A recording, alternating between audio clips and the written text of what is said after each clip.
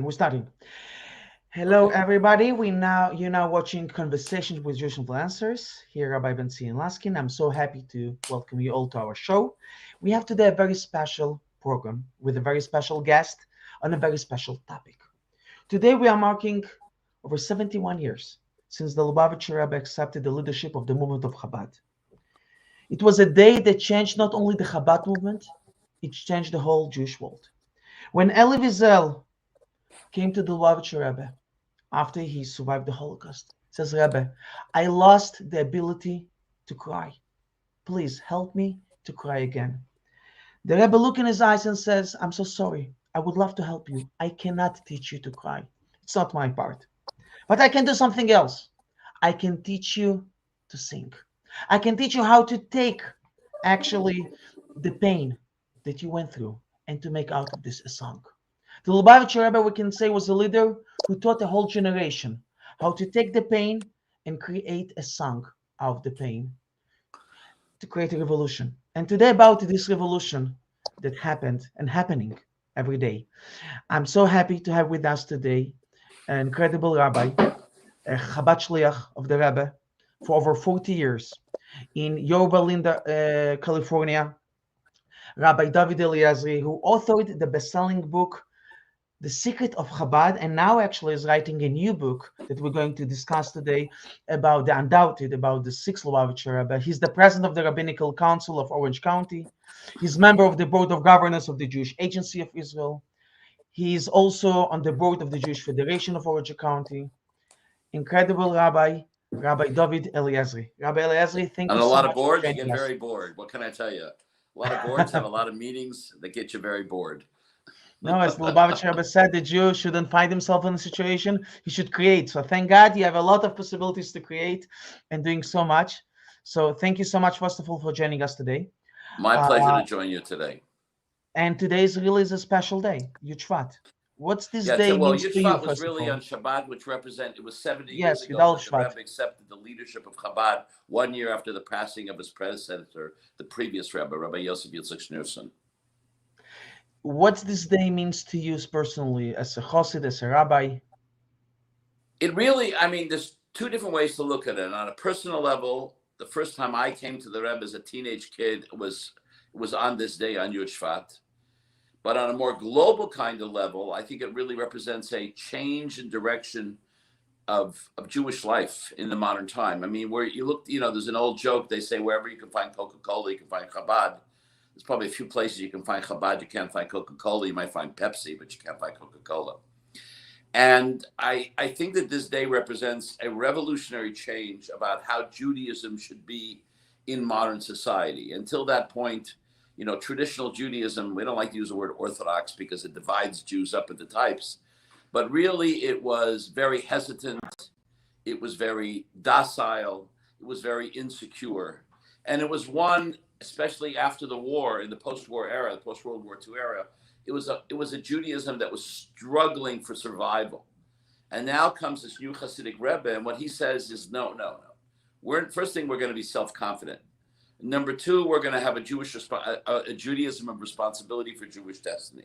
Number three, we're going to have a Judaism of compassion, of care for other people. It's not just going to be about what I think is good at this moment for me, but rather it's going to be what is the collective destiny of all the Jewish people. So this on a global level, and we see the results because we see the phenomenal growth of Chabad today, which today Chabad, Chabad is in over 110 countries, and it is the largest Jewish organization in the world. But it's not about organization; it's about worldview, and it's about facing society and being part of society and part of the world, and making contribution to bring a sense of holiness and sanctity and purpose to the world. So I think it's a revolutionary moment in Jewish history. Amazing. And we're going now to speak today about this moment and how it's happened and about your incredible book that you actually reveal these secrets of the secret of Chabad in your book. But before I want to, as you said before, about your personal level, how really the Lubavitcher Rebbe touched your personal life, So let how me it tell you what happened. happened to me as a kid.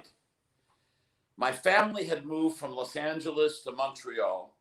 And in Los Angeles, I went to what was called a modern Orthodox day school. It's still an outstanding school called Hillel Libra Academy, a very good school. I'm a proud member, alumni of that school.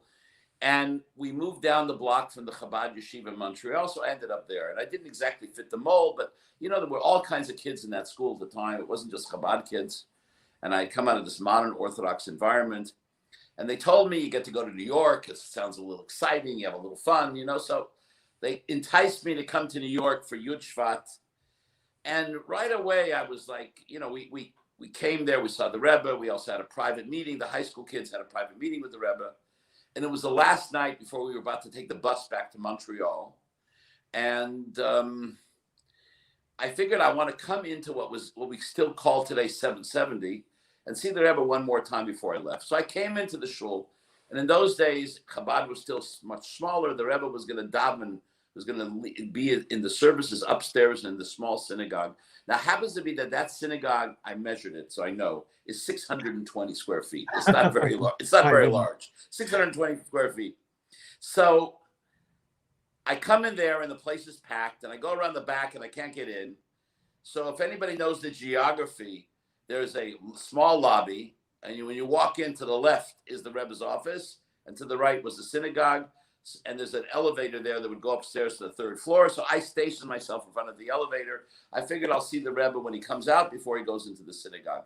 But I didn't know the protocol at the time. I didn't know what was appropriate, not appropriate, what you're supposed to do, what you're not supposed to do. And what happens is, as the Rebbe crosses the hall, standing at a sentry, like a guard at the door, holding the door, was the Rebbe's chief of staff and primary secretary, Rabbi Chodakov, who we called him. I didn't know who he was at the time. And he was waiting as the Rebbe would walk in, he would close the door. So I don't know what got into me. Maybe I was a little presumptuous. Maybe I was a little pushy. I'm not exactly the most sedate individual. I figured the Rebbe's going in the shul. I couldn't get in before. There was a little space, so I'll go in after him. So the Rebbe goes in, and I coming about a few feet behind him. And Rabbi Chodakov is closing the door on me, and the people in the crowd are going, go out, go out, go out. And I'm halfway in. I'm like a deer caught in the headlights in the middle of the road, not knowing exactly what to do. And suddenly the Rebbe turns around and sees this kid. He doesn't have the Chabad look. I had a nice little haircut, and I looked good, and I had a pair of jeans. It wasn't the Chabad-looking kid. And he's halfway in and halfway out and somewhat confused. Didn't realize he broke all the rules. And he turns to Rabbi Chodakov and he makes with his hands open the door. And he turns to me and he goes with his hands. Doesn't say a word to me. Come stand next to him. And I stood next to him as he davened Ma'ariv the evening service. But what that represented to me was a powerful idea, which was there's a saying from the late chief rabbi of the UK, Jonathan Sachs, that Hitler chased down 6 million Jews with hatred and the Rebbe chased down 6 million Jews with love. And here was a kid who didn't fit the mold. So most people would say he's breaking the protocol. What the heck is he doing here? And the Rebbe says, come stand next to me. And that's a metaphor to what the Rebbe did for Jews all over the world. Come stand next to me. And that's what his shluchim are doing to Jews. Come stand next to me. Be by my side. Because you look different doesn't mean we're going to push you away. We're going to draw you closer. Amazing. And this was the moment that changed your life. I think it was the beginning of a process that took a while because, going still from being that kid to deciding to make the choice in life to be a shliach is still a bit of an odyssey, a personal odyssey. It's a transformation, it's a change. And it took a little bit of time. And by the time my family moved to Israel, a couple of years later, I was then 16 when we moved to Israel. That was already, I wanted to go to Chabad Yeshiva. And my father was not so enthralled. He wanted me to go to a religious Zionist school, but I ended up in Chabad Yeshiva. And as they say, the rest is history. Thank God. Nothing wrong with the religious Zionist school. They're very fine people, but it's a different kind of worldview. 100%. But you went to the religious Zionist and then Chabad. But then even being a Chassid and then becoming an emissary of the Rebbe, you went to Yorba Linda, California. I first went to University of Miami. I spent 8 years as a campus rabbi at the University of Miami. And then, like much of my generation of campus rabbis, now the situation is a little different. The campus rabbis have worked out a system, how it works. But then I went on to community work in Orange County, California. So, and that transition, a lot of my peers made campus to community. 100%. But what was the moment that suddenly you decided, I want to be a shliach, I want to be an emissary, wherever the Rebbe will send me, I will go? I'll Because tell it you was what a big happened. move. I became friendly with a lot of the yeshiva students. And I think it was a combination of factors. Number one, I became friendly with these yeshiva students. And when I went off to Israel, the Rebbe sent the first group of students to Australia. And I was pen pals with one of those, labeled Kaplan, who tragically lost his life in a car accident in Russia some years ago. And then we saw in the yeshiva there was something that really deeply impressed us. And that was the Russian experience. Because who was teaching us in yeshiva? There were all this group of Russian Hasidim. Oh, What year it and was? I'm going to say in What Yiddish, year it du was? hast gewinnt nur 2 Jahre in Siberia. Ich habe gewinnt 10 Jahre. You were only 2 years in Siberia. That's small time stuff. I was 10 years in Siberia. And we were, so to speak, touched deeply by this Russian Hasidim. Let me share with you a story which really drives this home. It's, I guess, one of the seminal stories of my life. You know, well, what happened in those days is when it comes to Jewish holidays, we would be sent by the Rebbe to go visit the soldiers on the front lines, which is very interesting in itself because yeshiva students were being deferred. In Chabad, eventually they went to the army, but at this point they're being deferred. And we know there's a tension in Israel between yeshiva students and the army, but we went to visit the soldiers on the front lines. It must have been around 1971, 1972. We went up to the Golan Heights, and at that point the Syrians were still having a bit of, Milchamat Tasha, I think it was called the War of Attrition. And we come up to this base, literally up near the border. It's morning, about 10, 11 o'clock in the morning. We break out the vodka, we break out the, you break out the Hamantash, and you try to make them feel a little bit good. And suddenly the Syrians begin to shell us because they wanted to make a happy Purim. They wanted to make it Lebedik, lively. The army, the commander is a little nervous. He doesn't need a bunch of civilians being hit by a Syrian shell. He tells us to get, there's an interesting word in Hebrew, a truck, a military truck is called in Israel, a command car. Telech tikansul a command car. I have no idea how a truck becomes a command car, but whatever it is, we jump in the truck. And it's tearing away from the army base. And there's this old chassid with a Russian casquette hat. Now, some of these chassidim that came from Russia, they continued wearing the Russian hats to remind us, these young kids in America, in Israel and America, about the plight of Russian Jewry. And he looks at us and he says to us, we're looking at him. This is a guy who'd been to Siberia. Why? Because he kept Judaism alive in Russia. He was the real deal. And he says to us, he's got Mesiras Nefesh B'Poyel. Today, you put your lives on the line in a real way. You had a great merit. Why? Because we got shelled by the Syrians. So here we have a Jew who spent 10 years or how many years in Siberia. Why? Because he got Judaism alive in Russia. He was part of the secret network established by the previous Rebbe. And he's telling us, guess what? The shelling, we almost got killed. We should feel honored because we put our lives on the line for a higher principle. And that's what we were taught. That it's not about us, it's about something beyond us and putting our lives on the line for the Jewish people. So what year you went to Russia? What year it was? I went to Russia about 6 years ago when I was writing the book, The Secret of Chabad. I spent 3 weeks in Russia. I have a visa. I have a 3-year, getting an American to go back to Russia, you got to pay serious money. I got an American passport, so I got a 3-year visa to go back to Russia, but you can't go now. Hopefully soon I'm going to go. I already got the first COVID shot. I'm going to get the second COVID shot. And because I'm researching the second book, when I was researching the first book, I felt that the Russian experience really molded Chabad in the post-war era here in America. And I thought there was a profound misunderstanding about that. Plus, I was very intrigued with what's happened in Russia since the disintegration of the Soviet Union. So I spent about 3 weeks in Russia. I was almost 2 weeks in the home of my friend, the chief rabbi of Russia, Rabbi Beryl Lazar. I went to Novosibirsk. I decided I wanted to go someplace off the beaten path. I want to see real Russia. I heard my whole life about Siberia. I might as well go to Siberia. So I went to Novosibirsk. I went to Dnepropetrovsk. I probably pronounce it wrong, in the Ukraine, which is the most astonishing Jewish community outside of Moscow. And then I also went to Baku, which is where, there's an Islamic state, but they're best buddies with Israel. And a lot going on militarily between the two. So I spent a little time in Baku. So it was a very interesting visit because I was able to see different parts of Russia. I just didn't want to see Moscow, and I didn't want to just. I haven't been to St. Petersburg yet. Hopefully, the next time when I'm researching now the second book, I'm planning to go to St. Petersburg and Rostov and Lubavitch. And I was planning to go in March, and I had tickets already, but I had to cancel because of what's happened, how our whole lives have become topsy-turvy. But it was a very interesting visit because I saw the rebirth of Judaism after the fall of the Soviet Union, and it's really been a remarkable experience. What was your impression? What touched you most when you visited Russia now? I'll tell you what happened. I went to Simchas Torah in the Marina Ruska Synagogue. And it was just an interesting experience. First thing, who turns up there? All these oligarchs. They said the net worth of the building went up to over 30 billion that night. You know, it was the leaders of Russia of the Russian business community. So we danced the whole night. As you come in, who's standing by the door? A bunch of young Russian college students. Because in Russia today, young people, it's in to be Jewish, and they're the welcomers. They're the greeters. Then you come upstairs, and there was this tremendous 1,000 people were there, 2,000 people singing and dancing. And then at 12 o'clock at night, the regulars left. We had a meal, and we had Simchas Torah the second time. And finally, at 4 o'clock in the morning, we went on the street. There was maybe 200 of us, and the cops come by. And I'm thinking to myself, it's Russia. And the cops are smiling and greeting at us. And at 4:30 in the morning, the party ended.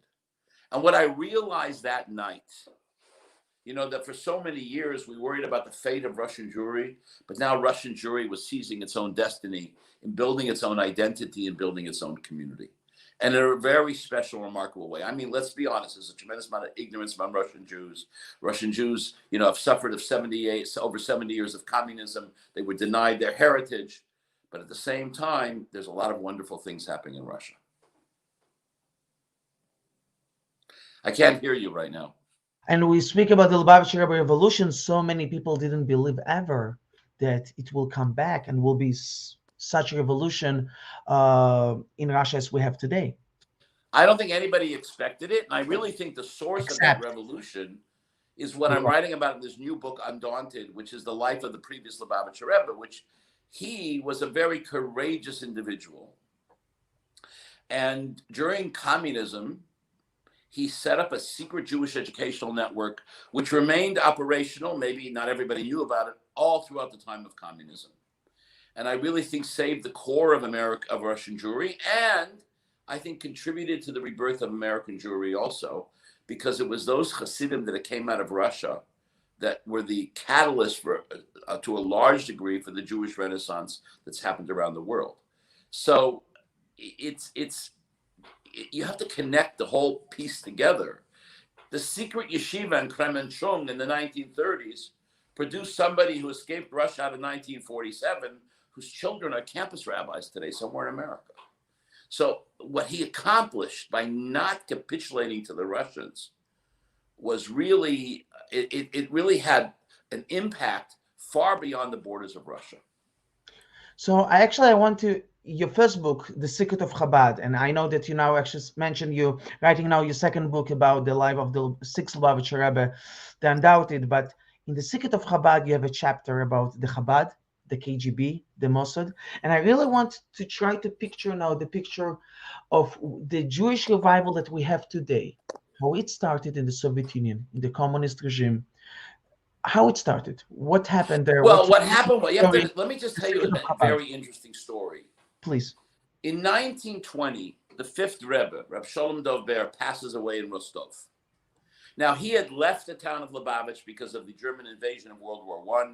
He had relocated in Rostov-on-Don, and that was the place I was supposed to go to in March. It was the 100th anniversary of his passing, but sadly we didn't get there, but hopefully we'll go there soon. And by the way, Rostov right now is going through a phenomenal Jewish Renaissance. But that's, you could do a, yes, you I've been there many times. Interview Rabbi Danziger. You'll do yes, I've been by him, and he's amazing, and but thank God. 3.5 weeks before he passes away, he calls in his son, who's going to be his successor, who becomes the previous Rebbe, Rabbi Yosef Yitzchak Schneerson. And it's a very intriguing conversation. First, he tells him, listen. And the previous Rebbe describes this. He wrote this in his own personal diary. That's what we know about it. He says to him, that the Alter Rebbe, the founder of Chabad, said that when a government wants to destroy Judaism and Jewish learning, eventually will disintegrate. He says that's what happened to the Tsar Nikolai. We all know that story. You know, the communists took care of him. He says that will also happen eventually in Russia. First, those who are the heads, and I may pronounce it wrong because I am not a Russian, the Izvexia. Did I pronounce it right?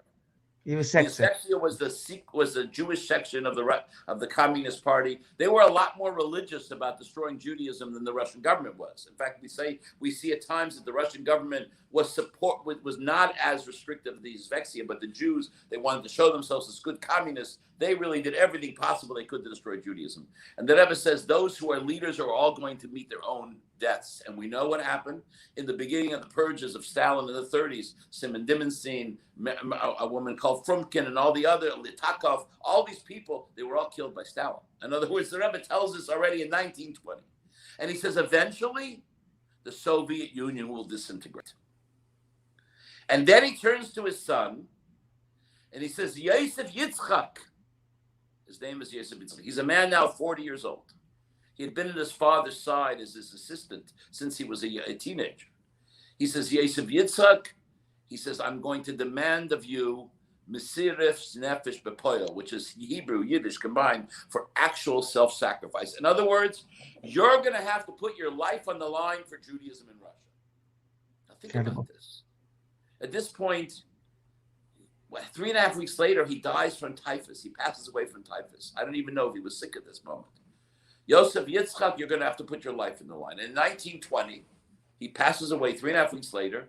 And now we have the surge of communism. And for a lot of Jews were very enthusiastic about communism because they can leave the Pale of Settlement, they can get a job, they can go to college and university. That institutional anti-Semitism that exists in Russia is dismantled. There's still a lot of anti-Semitism, and Russian Jews know that a lot better than I do.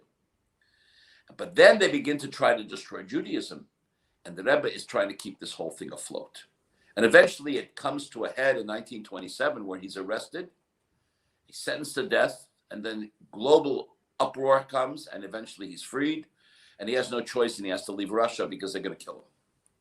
But it's that moment in history, Yosef Yitzchak, you're going to have to put your life on the line. Now, he didn't look for self-sacrifice, but it came his way. He dealt with it. It was like Abraham. Avram Avinu, our forefather, was not looking for self-sacrifice, but every time he had a crisis, he had to deal with it. He was ready for it. And that's exactly what the previous Rebbe did. And that was the embodiment of his life. So he builds a secret network in Russia. And you're reading in 1932 and in 1933 and 1934, there is hundreds of children in schools all over the country, but it's all secret. And that system continued in one form or another until the fall of the Soviet Union. Stronger, weaker, different years, up and down. People left, people got killed, people got sent to Siberia. People were shot by what's his name, by Stalin through the purges. But at the same time, that's what kept Judaism alive. And more interestingly, this is something which is intriguing. Again, these Chassidim that came out of Russia, they did two things. Number one, or more importantly, their children, served as first soldiers in the Rebbe's army. And number two, to my generation, who didn't come from a Chabad background, they were the symbol of self-sacrifice that we learned from.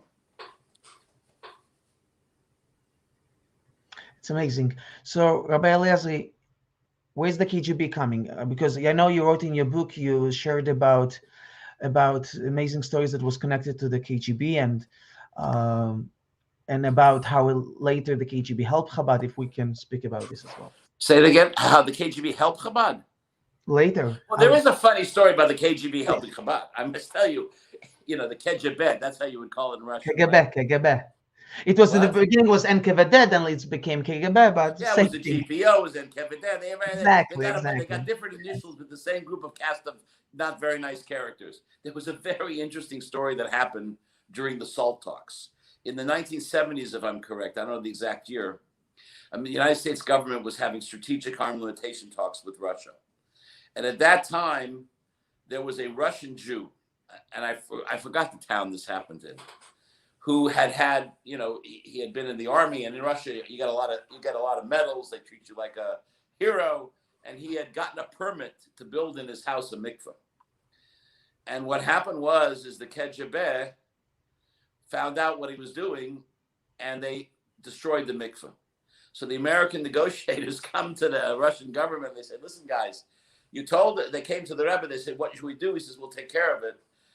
The American negotiators are sitting with the Russians, and they say, how can we trust you to sign the SALT talks? You gave the guy a legal building permit to build the building. He builds a mikveh. You destroy it. How can we sign with you a peace agreement? So the KGB had to come back and rebuild the mikveh. That is hilarious. This is amazing. This is truly a symbol of the revolution that happened. It's a surreal kind of story. And if we speak about the sixth Lubavitcher Rebbe, Rabbi Yitzhak Schneerson, as the symbol of self-sacrifice of the Soviet Union, it had over 600 schools in the underground of the Soviet Union. But then they we had closed, they opened. I mean, they were not all the time. schools at one moment. But then we had the broken generation. A school opened for a week, and then it was shut down. A school opened for 6 months, and then it was shut down. But he kept it going, and he struggled with very, very much. He struggled also to raise them, trying to get the funds outside of Russia to keep this whole system afloat. He didn't have it easy because the major Jewish organizations in America, one of the things, he comes to the United States in 1929. He's 8 months in the United States. And one of the things he does is he tries to get the help and support of the major Jewish groups, primarily the Joint Distribution Committee. Now, they became so enamored with the communists that they partnered with the communists starting in 1925 with the collectivization with the collective farms that were done in the Ukraine and the Crimea. They spent in today's dollars $250 million. Wow.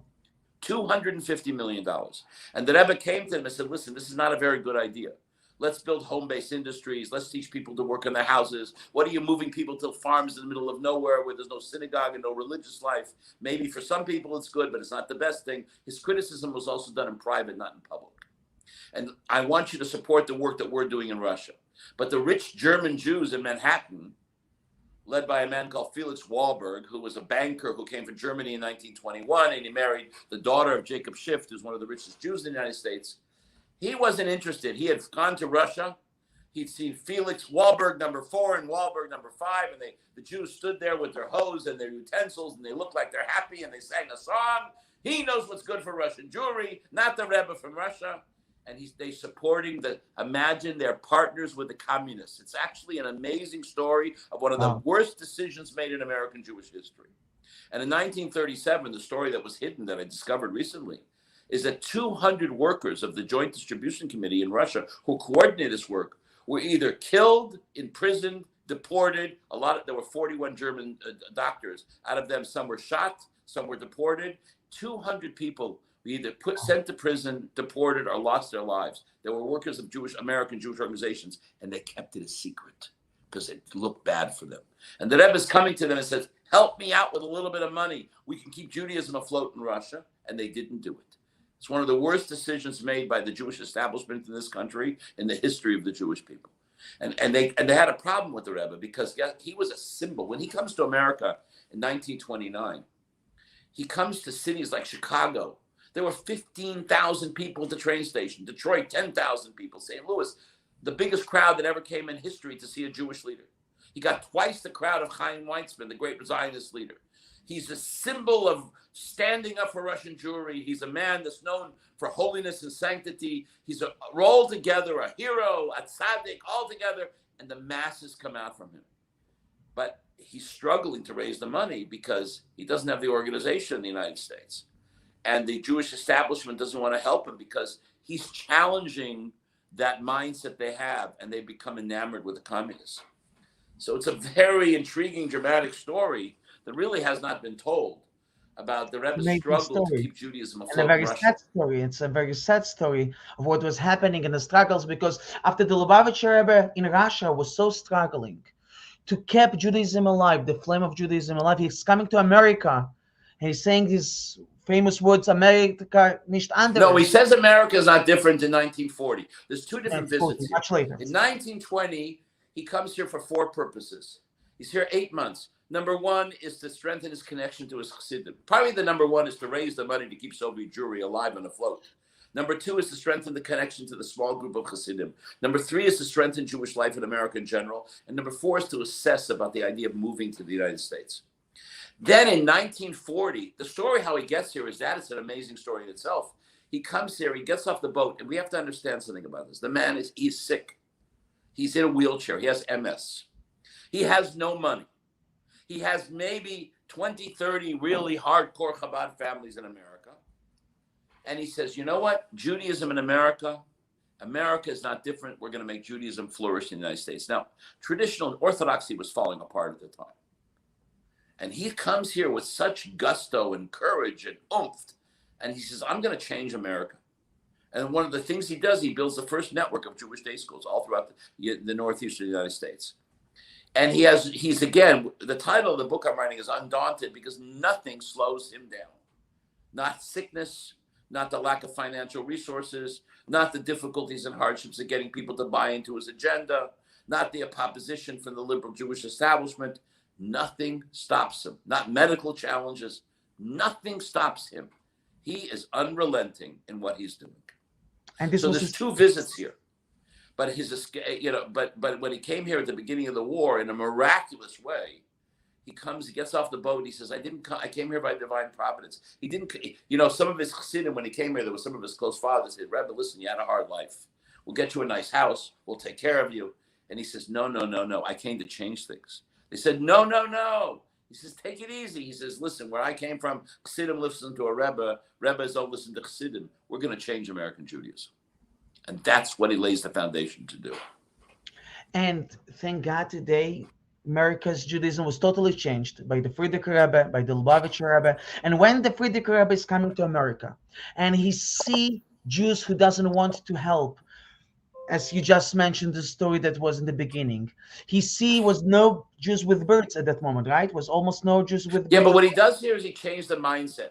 So how he does it? So how he does it? We can speak a little bit about. He changes because traditional Judaism today, at that point, is defensive. We're holding on to a few people in a shtibel or eating some herring on a Shabbos morning. And we'll talk about the Alter Heim. It was so nice back in Europe. I had Kugel and Kishke, and my grandmother was a wonderful holy woman, and she said, Tillim the whole day.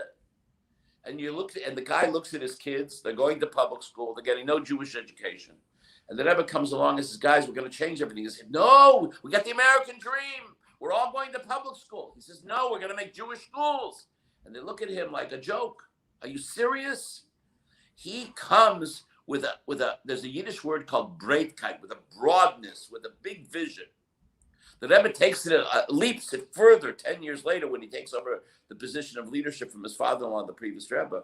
But it's this change of mindset from the defensive to the offensive. We also understand something about traditional Judaism at the time.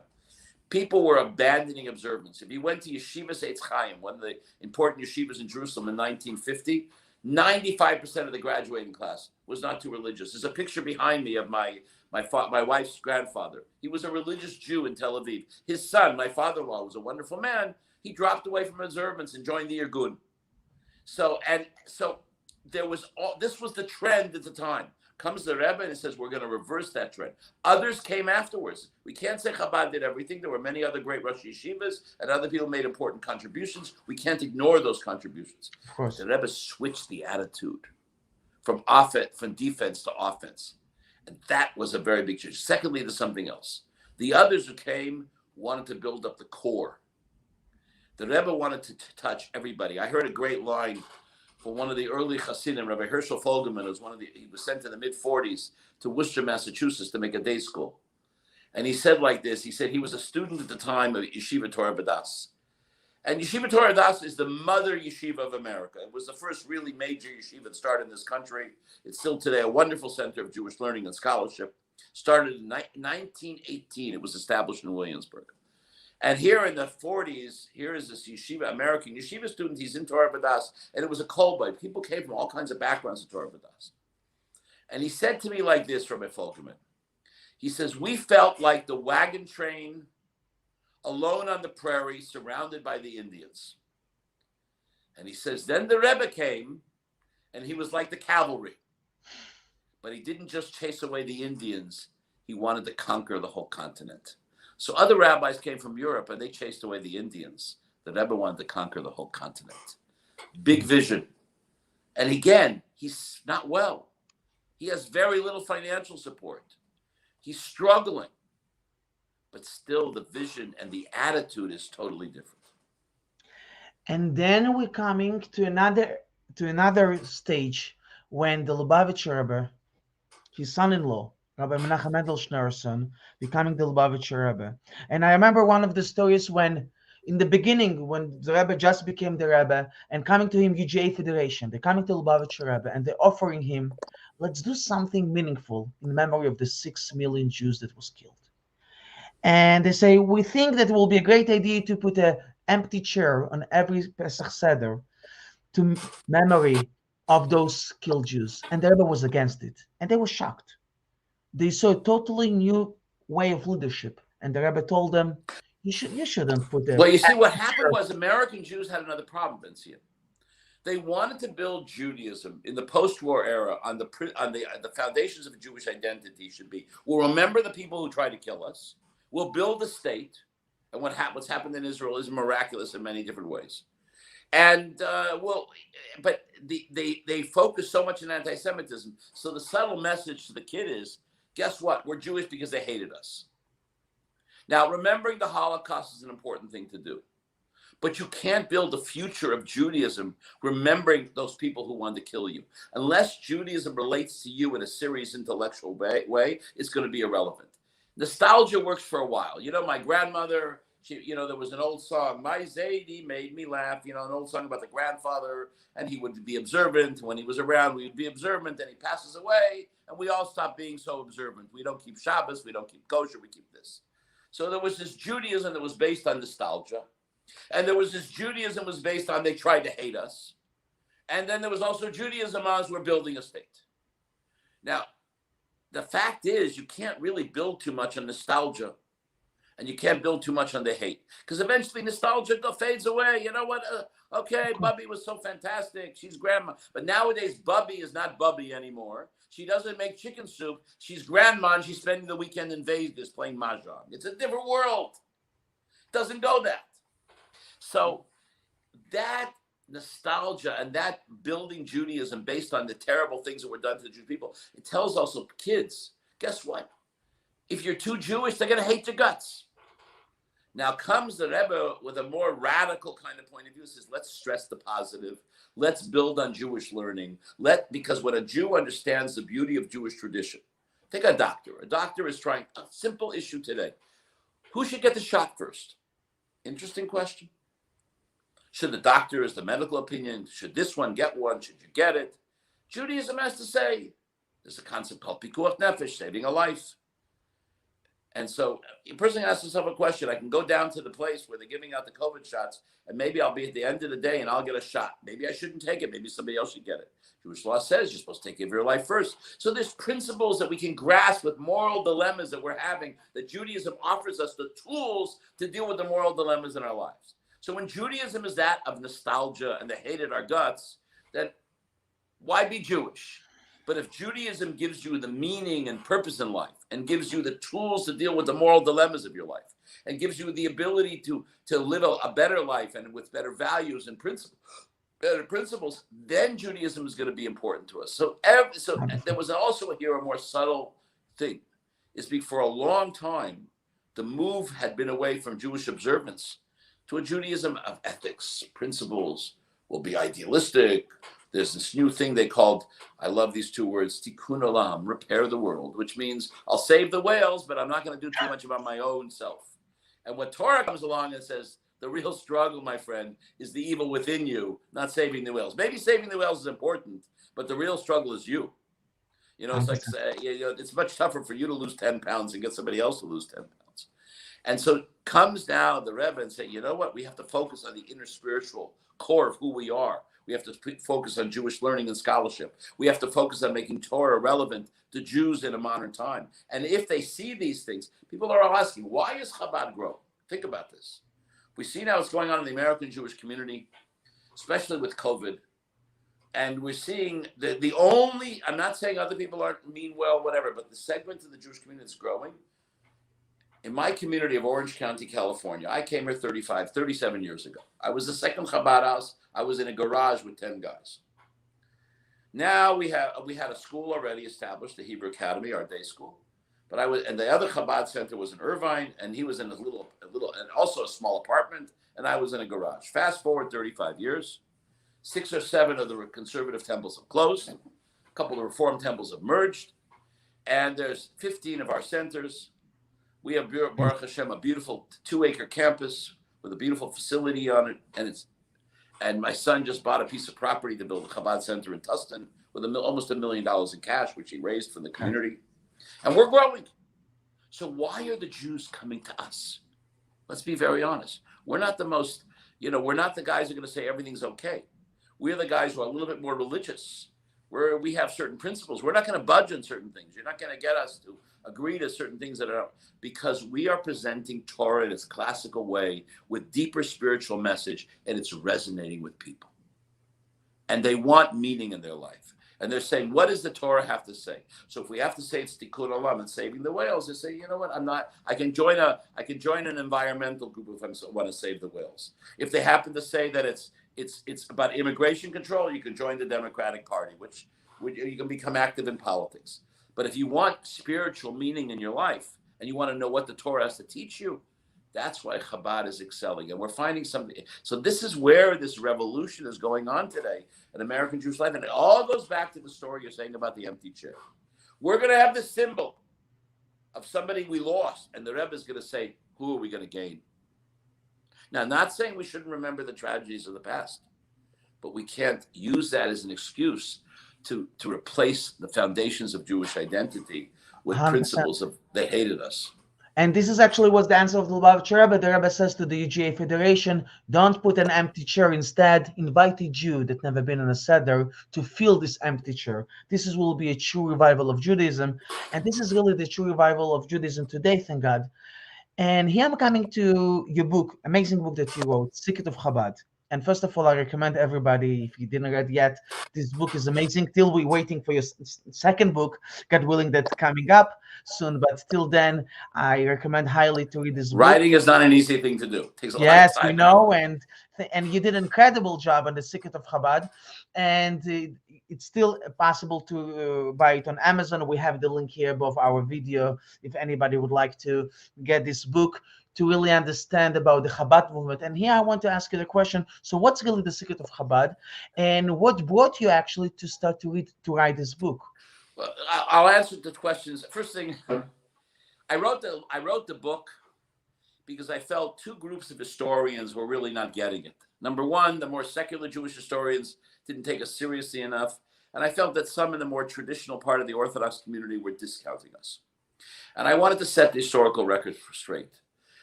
Now, what is the secret? The secret is Chabad brings a very interesting balance, which is, number one, it's a Judaism where we believe in living Judaism to the fullest. We have to internalize Judaism. Number two, we believe in a Judaism of compassion for other people. You may not be observant as me, but I'm going to accept you as where you are. I'm going to encourage you to go more, but I'm in the sense of Ahavas Yisrael. It's a Judaism which is rooted in Jewish scholarship and learning, the centrality of Torah and the ideas of Torah. It's a Judaism that values individuality of each person. In other words, not everybody fits into the same box. Not everybody is the same way. And it's a Judaism that stresses the idea that you have to serve God with your own efforts. Listen, at the end of the day, you've got to do your own heavy emotional, spiritual lifting. When you combine all these factors together, Chabad has a very interesting worldview. It doesn't necessarily go for the idea we're finding in parts of the Haredi world. We'll build ourselves a wall between us and the society around us. At the same time, you don't have to agree with everything the society has to offer. You can be like oil on water. You can be part of the world, but remain unique qualities of your own identity. And thank God that's what we're blessed with in America, with that unique opportunity. And when it comes to Israel, for instance, we don't agree with a lot of people in the more traditionally Orthodox world that want to separate themselves from Israeli society. I don't have to buy everything and agree to everything about the secular elements of Israeli society, but I can still be an active member of the society. And my classmates in yeshiva who were Israelis, all after they finished yeshiva, went to the army. In fact, tragically, one of my classmates, David Mizrahi, was killed in a tank battle in the Yom Kippur War. So there is this willingness to engage the world around you, to be part of the world, but also to remain true to who you are. It's a balancing act. Let me tell you, it's a lot easier to cut yourself off. It's a lot easier to live in your little ghetto. It's a lot easier not to take responsibility for other people. It's not a lot easier not to struggle to do the right thing. Those are the easier things. Chabad is a tough road to hoe. Let me tell you, And we're living in the gray. We're not in the black, and we're not in the white. And living in the gray is very hard because we're struggling with many different issues. But it's that struggle, that willing to engage, which makes Chabad unique. And I think it's one of the reasons that Chabad is growing, because as time goes on, and there's something else which is happening, which is that the rest of the more, let's say, on different ends of it, the more Orthodox community is looking at Chabad and saying, you know what? They must be doing something wrong. We're going to copy them. And we see even in the more liberal end of the Jewish community, there's a more opening up to spirituality and to study of Torah. The last couple of years, I went to speak to the graduating class at the Conservative Rabbinical Seminary here in California, the American Jewish University. So for the first couple of years I went there, I gave a whole speech. And then the last 2-3 years, this year I couldn't go because of COVID, so we didn't do it. But I decided to change my approach. So I walk in there and I say a few things. I said, number one, I don't believe in pluralism. I don't believe God gave 3 versions of the same book of Mount Sinai. So let's be straight over here. I'm not endorsing your theology. We disagree. And then I say to them, and we talk I give them a few points. And then I say, how many people have been involved with Chabad here? 18, 20 students, 90% of them have been involved with Chabad at one point in their life. Now, they didn't end up at the place that I agree with theologically, but they're struggling with their Jewish identity, and we're contributing, aggravating them a little bit, challenging them a little bit to that struggle. Now, and what's happened is Chabad has gone from the peripheral to the mainstream. And today, I think we are engaging the Jewish world with profound ideas. And the Rebbe came here in 1929, and he was looked as a peripheral figure. He was important, but he struggled for people to take him seriously. I think now people are taking our ideas very seriously. Thank God. If you will need to choose one idea that you can share now with our viewers now, and by the way, I want to ask everybody who's viewing us now, please write in the comments from which town you are, from which country. Would love to see any comments, any questions. And I want to ask you if you need to share one idea of the Rebbe. I would say the most important idea inspire others is the concept of Ahavas Yisrael, loving, concern your fellow Jew. And I think it's very important even now in America, because we see profound divisions in American society over politics, and Chabad, as a rule, stays out of politics. But what's the problem with the politics in America today? There's the other. And what does Chabad emphasize? The focus that everybody has a spiritual core, a godly core, which is essential to the very identity of that person.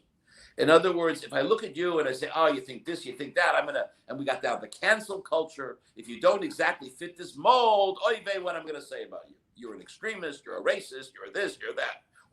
And this is both sides one against another. What Chabad looks at is that every single person has a spiritual soul, has a spiritual core, which is a godly soul, which has been imbued by God.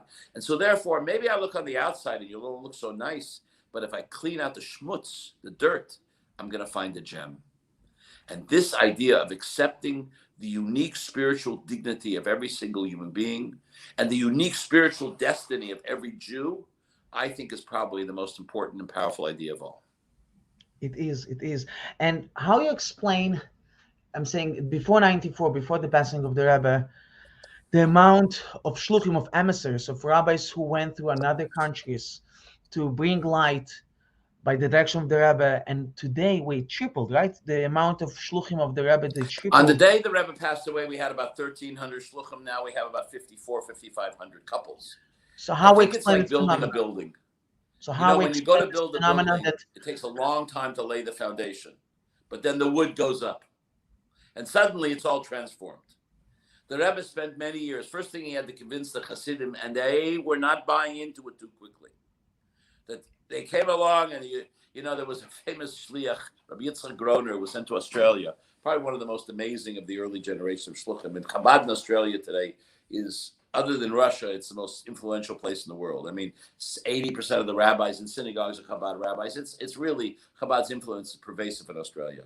And he said like this. He says, Sunemina Chocolada, to take an American guy who loves chocolate in 1957 and send him to Australia is a big deal. So the Rebbe struggled to get his Hasidim to follow his agenda. It was such a radical agenda. That was the internal struggle. Number two, when Chabad came to the American Jewish community and said, listen, guys, we want to talk about tradition. We want to talk about observance. They were looking at them. We are living in a new modern time. What the heck are you talking about? We were considered cute and irrelevant. But then the traction began to happen. And there was also a lot of there was a lot of negative attitude. There was a grandparents who was Orthodox. They were so old-fashioned. You guys are old-fashioned also. We had to overcome that. Again, going back to the quaint and nice fiddle on the roof, I'll have you for an evening, but I don't want you to move in next door to me. Then we moved in next door to them. That shook them up a little bit. So all of this took a long time to change the mentality. And it's simply institutional building. In many countries, we had to build, here in the United States, the Jewish institutions weren't willing to accept us with our agenda. So we had to build our own system. In Australia, it was a lot different. Chabad built schools, but most of the synagogues in Australia, and 40% in England and other countries, have Chabad rabbis today. A lot because they balance a sense of tradition and compassion, openness, and standing up for principle. So it took a long time to get the human capital that was willing to be the Rebbe soldiers, to get them to make the mark that, guess what, we're really going to accomplish something, and to turn that tide. And now everybody wants to join. Everybody wants to be part of a winning team, so to speak. But after the passing of the Rebbe, many people was thinking that Chabad will go down and so on. And thank God, Chabad is stronger and stronger. You know, I'll tell you something funny. The New York Times reporter at the time was Ari Goldman. He was a religion writer at the New York Times. And he got on the Charlie Rose show a week after the Rebbe passed away. He said, Chabad's going to disintegrate. So about 2-3 years ago, I was at the Chabad Rabbis Convention, the Shluchim Convention. I went over to him and said, Ari, you remember your quote? He says to me, it was the stupidest thing I ever said in my life. No, people had doubts. We also had our doubts. Let's be very honest. We wondered what's going to happen. But at the end of the day, Chabad is a movement about big ideas. And the Rebbe's ideas continue to live on. So yes, we are missing. We are orphans to a degree. The Rebbe's not with us physically. We're not there to get his advice and direction. So we struggle trying to apply his teachings to the dilemmas and challenges of our life. But when you look at what's happened the last 26 years since his passing, 26 and a half years, it's something remarkable. From 1,300 rabbis to 5,500. From many small Chabad centers to very large centers. And what most importantly was the moving to the mainstream of the Jewish world, this idea that Jewish scholarship and learning is important, that a sense of responsibility for all Jews is important, that spirituality and mitzvahs are important. We've changed the worldview and the Weltschau of Jews around the world. Let's speak a little bit about American Jewry today. American Jewry, what's the biggest challenges today? And I think the biggest challenge and what we still need to. I think that for, the tragedy is that if you went back to the 60s and 70s, they still had a grandmother or grandfather who made the knedlach, the chicken soup, and kept a little Shabbos. Now they have a grandmother, as I said before, she's going to Vegas for the weekend. There's an old joke. My grandchildren kept the Shabbos Kodesh, the Holy Shabbos. My children kept the Holy Shabbos. My grandchildren kept the Shabbos. My great-grandchildren keep Saturday, and my great-great-grandchildren think that's the day before Super Bowl Sunday. The point is that as the generations have gone, the detachment because of the lack of Jewish education from Judaism has become stronger. It's very interesting. I hear from friends of mine who run birthright trips to Israel that 10 years ago, a lot of the kids, as college students who would come on the trips, had a modicum of knowledge about Judaism, and now they come with nothing. So we are facing a challenge of Jewish ignorance. On the other level, there's a sense of openness, where in the past people said, Chabad is so religious. But today, like there was studies done by a series of studies by Jewish federations, like 35% of young American Jews in between 25 and 35, 25 and 40, say they're active in Chabad to some degree, which means they come to the Purim party, the Hanukkah party, the Friday night dinner. But when they want to do something Jewishly, they're willing to do that within a context of Chabad. That's revolutionary. It didn't happen years ago. So we have good news and we have bad news. The good news is more people are open to tradition. The bad news is a lot more people are a lot more assimilated. So we have this double-edged sword. Secondly, we have today an institutional framework in place where, thank God, we can provide religious services. We can connect Jews. If you're in Vancouver or you're in Vermont, if you're in Honolulu or you're in Hong Kong, there's a Chabad center, and it's usually got a nice facility. It's got good programs. And all of these centers are supported financially by their local communities. There's no big money in Brooklyn that's sending the money to Honolulu and Hong Kong. The Jews in Hong Kong are supporting Hong Kong. And the Jews in my community, Yorba Linda, are supporting Yorba Linda. And the Jews in what's his name, in Bozeman, Montana, are supporting Chabad in Bozeman, Montana. So that's another one of the revolutionary ideas, is Chabad had a sense of entrepreneurship, and we built institutions from the ground up, rooted in those local communities. Beautiful. And what we can do with the bad news? This is the question. And what we should What do can with we do? the What? with the bad news that you The said. bad news is no instant solutions. The only way you're going to change it is Jew by Jew, mitzvah by mitzvah. It is not, there's no hocus pocus and wave the thing. Exactly. We have to put Jewish education center stage. And that means, for instance, we see less kids going to Hebrew schools, not just across the board in all parts of the Jewish community, than they used to be. So I would say the most important thing a person can do is send their children to a day school, and preferably an Orthodox day school, because what they're teaching in that school is the basic beliefs and Jewish principles. Secondly, we need to make things like Jewish camping and going to Israel and connecting to Israel as a central foundation in building Jewish identity. But it has to be about the deeper spiritual component of that identity. So there's no magic answers here. We're rolling back over a century of assimilation, and it's only going to come with hard work, and only one by one. There's no easy way out of this problem. As the Lubavitcher Rebbe said to a Jew that survived the Holocaust and his family was killed there, and he's looking at the Rebbe's eyes, and the Rebbe tells him, you need to marry to start a new family. He says, I can't, Rebbe, I can't. I lost all of them. They all was burnt. And the Rebbe asked him, anything left from them? And he looks at the Rebbe and says, nothing. The Rebbe says, you're wrong. They left you with a love, and you need to continue this love. And this is our mission, to continue this love.